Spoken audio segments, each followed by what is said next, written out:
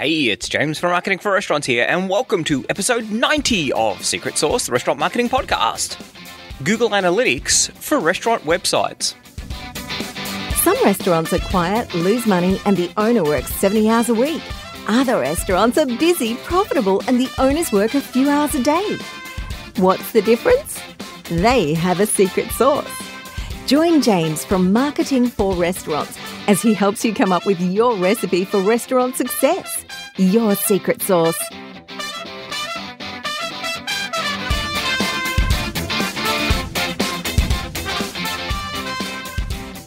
Hello everyone, welcome back. I hope you got something out of how to fly like Gordon Ramsay. Firstly, I think it's really important that you set aside some time to try and make that trip away, the holiday away, because that's really important. I recorded that episode with Steve Huey a little while ago. The one exciting thing for me is that I actually hit platinum with Qantas just before my last trip. So I was lucky enough to go to Computex in Taiwan to looking at what the new technology is out there, a lot of POS, a lot of digital signage, some artificial intelligence, some really interesting technology that's coming out for restaurants and is going to make a big difference there. Super exciting to be flying as a platinum though. It does make a difference, and it makes the whole flying experience just that little bit nicer when you've got platinum with Qantas. Sad part of that is I spend a lot of time away from my family, but the good thing is that, you know, it makes the travelling part not only bearable, but actually I think really quite enjoyable. Platinum gives you access to the first lounges, which they are really, really quite epic. The other thing that was really important, I think, you know, the important thing about life is that it's really about those once-in-a-lifetime moments that you can sock away. I was really lucky to be invited by some friends to climb Yushan, which is the tallest mountain in Taiwan. An epic trip. Really enjoyed it. Some great people and an amazing photo. I'll put a photo up of it. You know, it's the kind of thing that you want to be doing. You want to be out there experiencing these once-in-a-lifetime things. That's really important. Now, onto something not quite as exciting as flying like Gordon Ramsay, but one of those things that gets you the ability to be able to fly like Gordon Ramsay, and that is a really important understanding of your Google Analytics. So now some of our customers have got Google Analytics on their websites. A lot of them don't. We actually use a different platform because it allows us to track individuals, which is a lot more interesting, and it gives us a lot tighter integration with when a campaign is run or when an order is made. We can actually see what the dollar value is for that, and we can attribute it to where it came from, which I think is really powerful. So we've got a different system for our customers, but there's a lot of people out there who are, you know, they might be using just Forbes or Frollo by itself, wanting to understand how to use Google Analytics. So what I'm going to do today is just a quick talk through of Google Analytics, what each of the things means, and most importantly, how you can improve the marketing of your restaurant by looking at your Google Analytics. So when you sign into Google Analytics, well, the first thing to do is actually get it set up. So you sign into Google Analytics and you can create a code snippet. Now, if you haven't done that yet, check out the show notes. I'll include a PDF or some information on how to actually create that code snippet on the website so that you can actually create that. It's not that hard to put it on the website. You should be able to get your developer to do it. It's a 2-second job. And I know there's some people out there who'll be able to do it themselves for them. It's not too difficult. Now, when you log into your Google Analytics account, obviously give it a few days from when you've put it on. You want to get some meaningful data. But if you've had it on there for a while, the first thing you're going to be greeted is the homepage. And from there, you'll get how many people. You get a dashboard that tells you how many people have been on the website in the last 7 days, with a little bit of a comparison. So I'm looking at a website. It's an incredibly popular website, so it gets a lot of traffic. And looking at it, there's 35,000 users in the last 7 days. That's actually down 7%. Right next to that is the sessions. So the sessions, and that's a higher number, generally. Users is the number of people who have visited the website. Sessions is each time someone goes to the website, that's a session. So if I go to a website twice in the last 7 days, that's going to be 2 sessions, but 1 user. Assuming, and Google and Facebook, they'll do some funky things in the background to try and work out because of course you'll have some people who are accessing it on a mobile and some people who are accessing it on their desktop. Now, if they're using Chrome and they're logged in, Google's going to know that, and they'll still count that as one user. If it's in an incognito mode browser, they may not pick it up, but it gives you a rough indication anyway. Bounce rate. Now, the bounce rate's a really important one, and the bounce rate is the number of times that a person go to the website, have a look at one page, and leave. So that's termed a bounce. Now, there's two types of bounces. The first one is you go to the page and it's like, this is not the information that I'm after. So I've clicked on the wrong website and, I'm clicking back and I'm going back to Google. Maybe I'm refining my search, or I'm clicking on the second or third or something a bit further down. I'm continuing my search.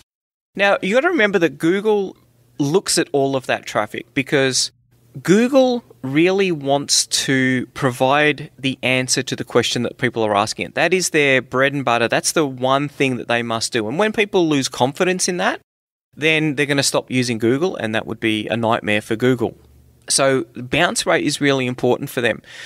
The flip side of that, though, is what happens when someone Googles and they go to a web page and they see the phone number there, they click on the phone number and they start dialing, and then they make a booking over the phone. Google is still going to look at that as a bounce. However, they'll think that the information that was there, that was still useful for the people. So the bounce rate isn't necessarily a bad thing in and of itself. It's something that you need to be thinking about, though. And the other thing, the next thing along is session duration.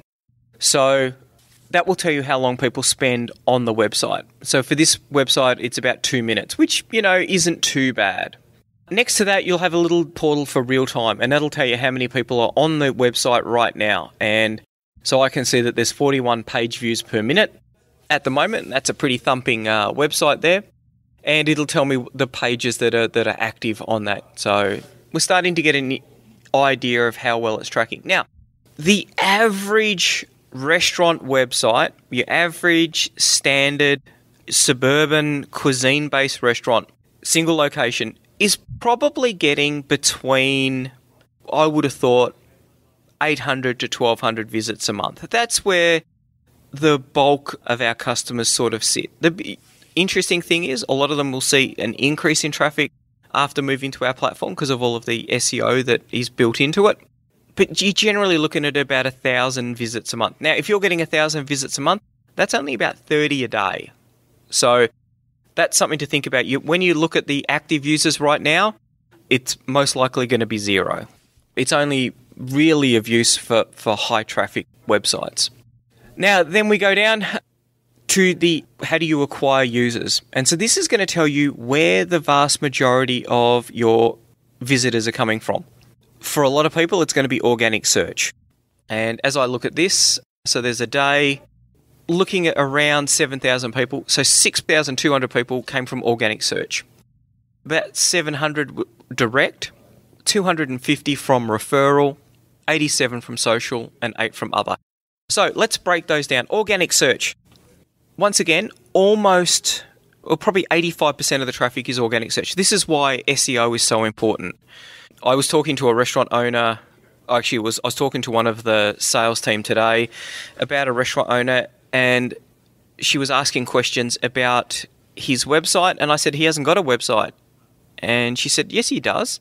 And I'm like, really? And this is a restaurant that I have ordered from before. So I've ordered food from them in the past. Now, they've got a POS system website, which certainly does them no SEO favors. They've got a menu log website, which they do brandjacking through.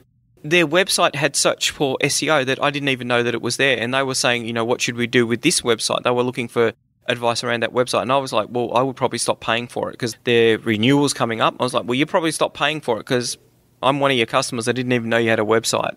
And on top of that, they don't know. They don't have Google Analytics on it. And this is why it's important. You've got to know what those numbers are. I'm saying you should probably do that. You'd want to probably get an idea of how much traffic was going to it, but I suspect it's very, very little. For this website here, 6,200 visits organic in one day. So that's a big difference. Direct, 680. Now, through, sometimes it'll come from things like Instagram, where Google hasn't picked up what it's from. Sometimes it'll be from people who will have a website open and then they'll walk away. Now, Google's going to assume that that's the end of the visit. What you might do then is come back the next day, the browser's still open, and you might then click through to another page. Google's going to see that as a direct. Referral, that's traffic from other websites. Social, obviously, things like Twitter, Facebook.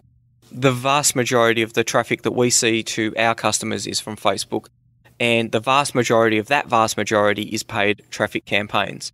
Now, the sad thing about it is very few people are running campaigns. If you don't know how to run a campaign, listen to some of our Facebook podcasts or take our course in the university. That would be another thing to look at. The tab next to that will show you sessions by country, and you know what? For a local restaurant, generally, most of that traffic is going to be coming from your country.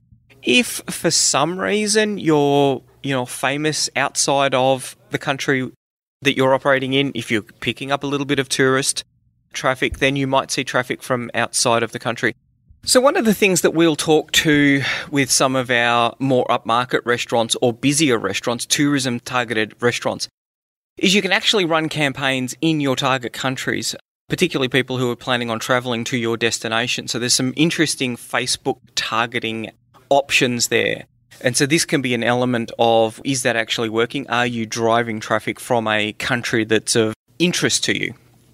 Next to that, there'll be the users by time of day. And this is one of the things that I think is really important to understand about your website, is when people are actually on the website.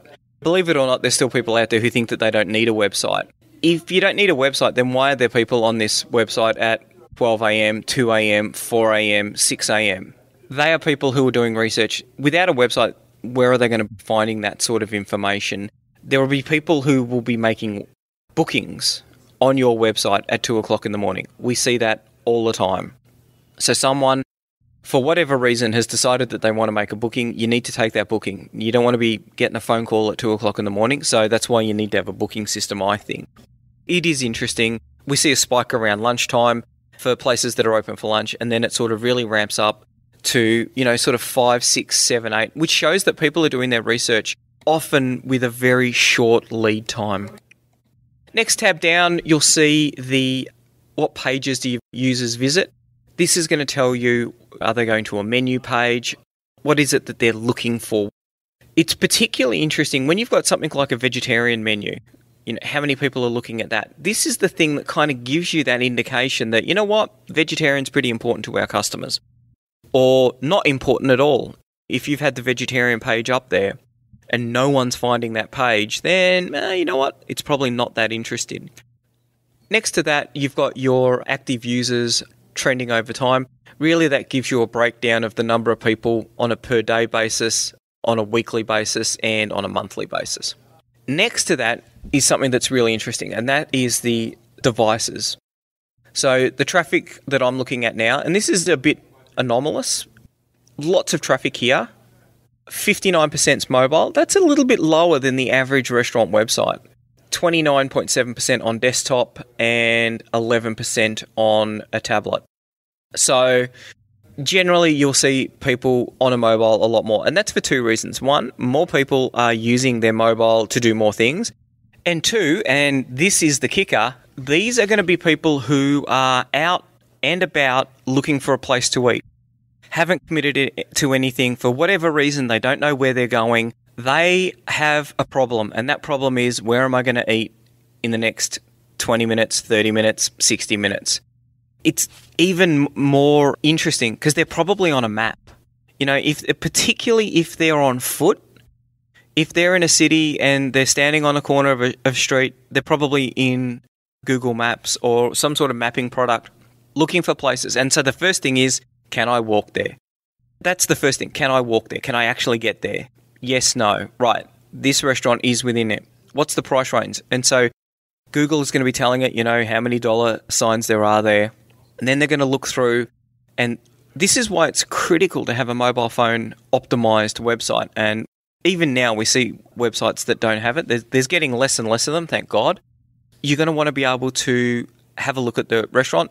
Does it look halfway decent? And then the big thing is pricing and what's on the menu. And this is why I say your menu is a really big sales tool. So many people mess this up, and either the menu's not accessible on a mobile phone or they don't have a website. If you don't have a website, you're not even turning up to this battle. And it's interesting, having been the guy, because I travel a bit, sometimes I'm that guy standing on a street corner and you just think, oh, why is it so hard? I just want to find somewhere that's got some decent food for me to eat. Next one after that, you've got user retention. And this is a report that tells you how frequently people are visiting it. So in week 0, it's got a series of dates down one column, then week 0, week 1, week 2, week 3, week 4, week 5. So in the first week, 100% of the people have visited. In week 1, only 5.3% of those people came back. And, that's kind of what you would expect. A lot of people aren't going to a restaurant 5 times a week. And if they were, they probably wouldn't need to go to the website each time to do that. You're going to have very few people who are going to come back to your website in a monthly basis.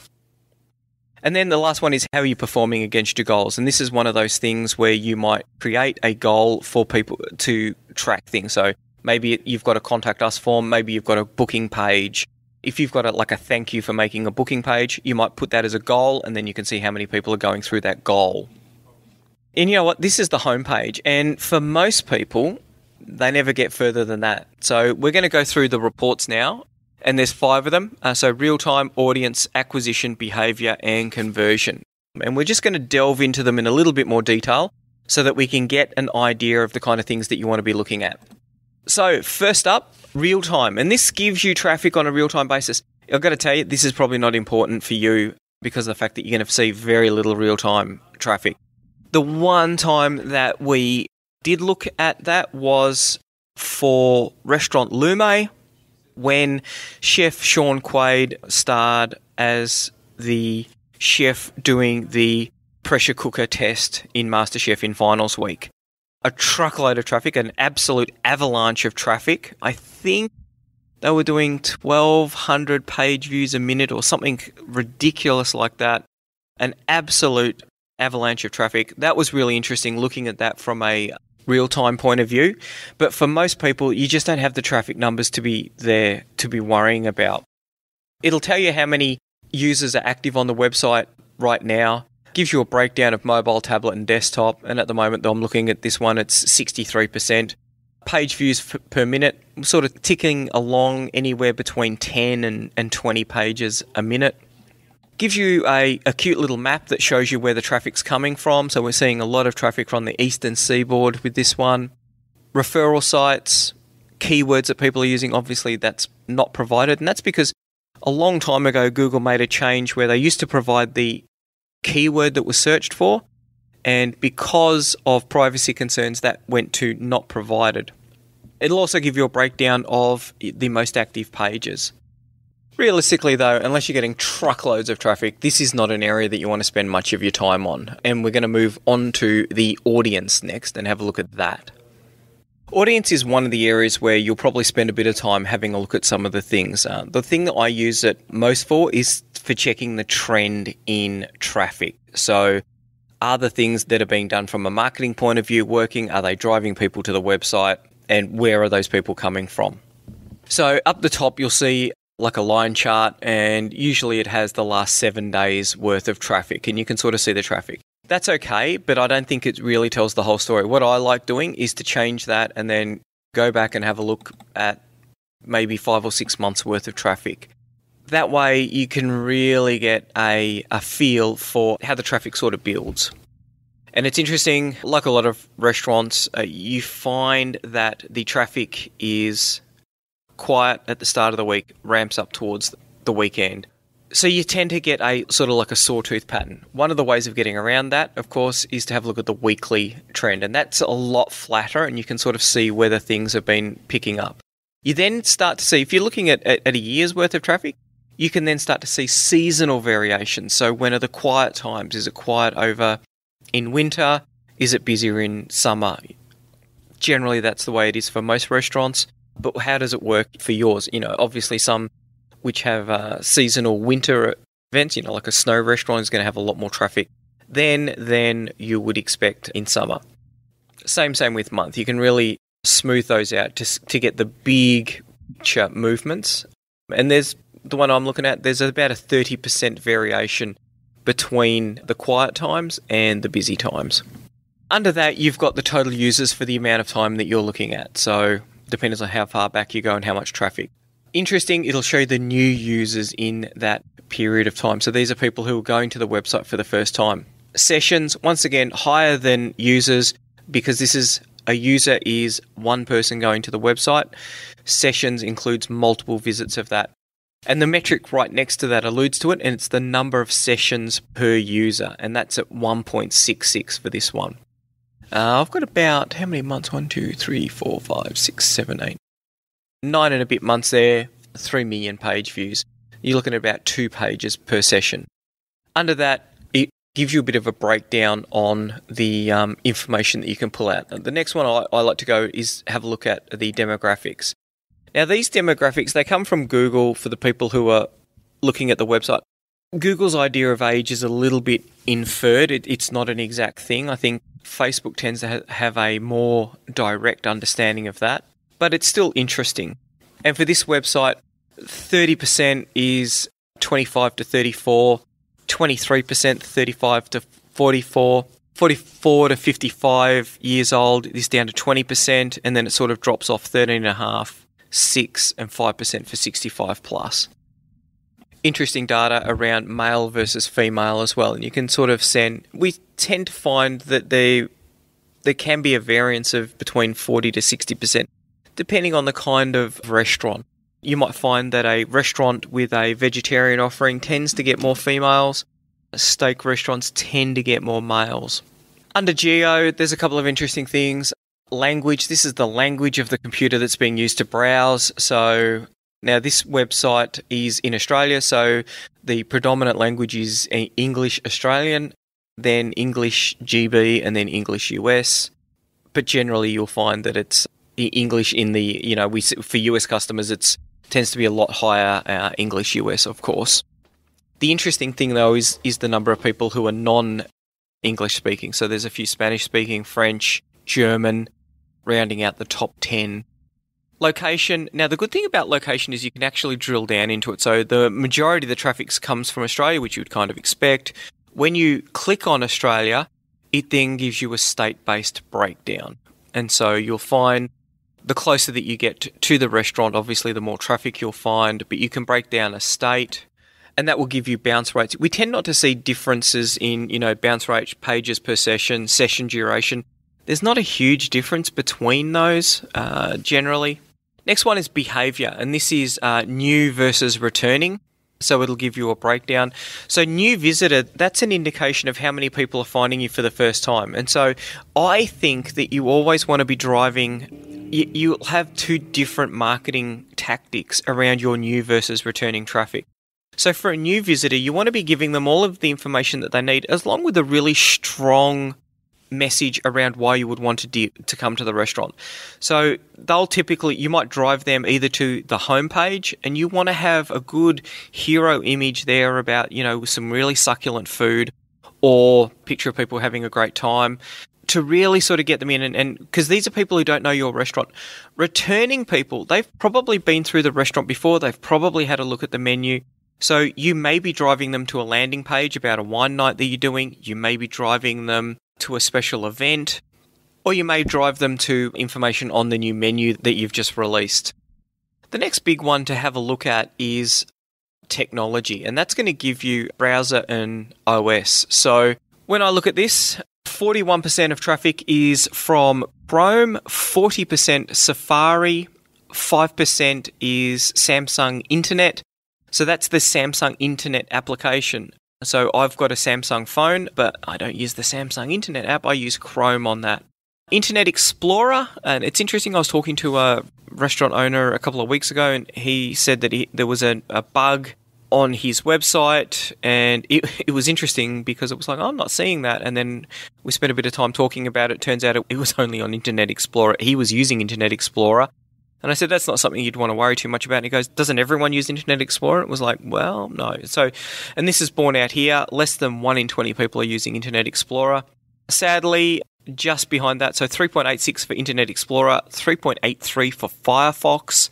Edge, Microsoft's new exciting browser, is at 1.8%, very low. And then there's a whole heap of other ones under that, but they're all under 1%. So Chrome and Safari, if you're nailing Chrome and Safari, a good experience for those guys, then you're doing 82% of the traffic.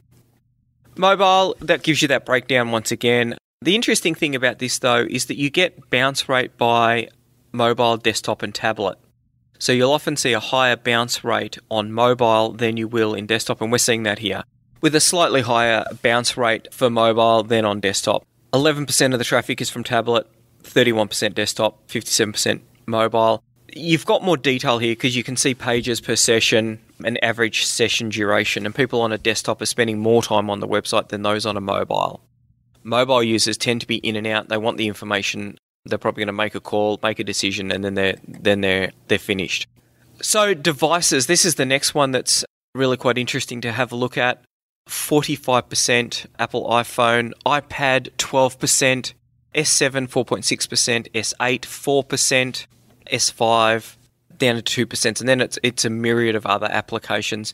And in fact, Google is saying that there's 3,525 different applications. But Apple iPhone, 45% of the mobile traffic. That's a massive number, and something that you probably want to start thinking about. So there you go. We're probably about halfway through our Google Analytics masterclass, so we'll leave it there.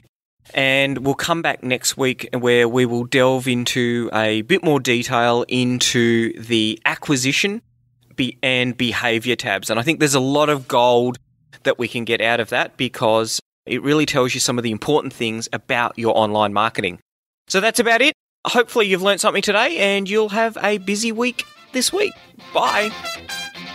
Want more customers for your restaurant, cafe or takeout? Every month, our marketing tools and information are used by thousands of restaurant owners just like you to help them find more customers and turn them into repeat customers. All of our tools and information is designed specifically for restaurant owners. We know you don't have a lot of time to spend marketing or learning complicated procedures, so our tools are quick and easy to use. If you're looking to increase your revenue and profits or want to work less hours, check out marketingforrestaurants.com.